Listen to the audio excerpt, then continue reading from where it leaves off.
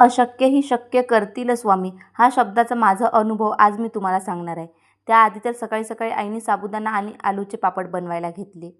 आईंना पापड वगैरे बनवू लागली आणि त्यानंतर थोडी बँकमध्ये गेली आणि इकडे माझ्या गोंडूसल्याची माझ्यासोबत मस्ती सुरू होती. छान कॅपमधून मला लपू लपू बघत होता. त्यानंतर बँकमधले छोटे मोठे काम आटपवले आणि घरी यायला निघालो.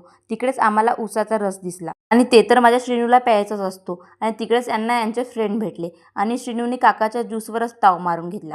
आज गुरुवार पण होता आणि मला पुष्कळ दिवसापासून स्वामींच्या मंदिरामध्ये जायचं होतं.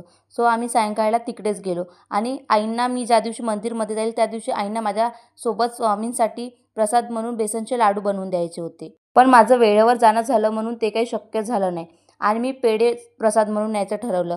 सो मी पेढे घ्यायला गेली आणि तिथेच अचानक मला बेसनचे लाडू दिसले आणि आज स्वामी माऊलींना माझ्याकडून पेढे नाही तर बेसनचे लाडूच प्रसाद म्हणून घ्यायचे होते. आणि बोलतात ना, अशक्य ही शक्य करतील स्वामी.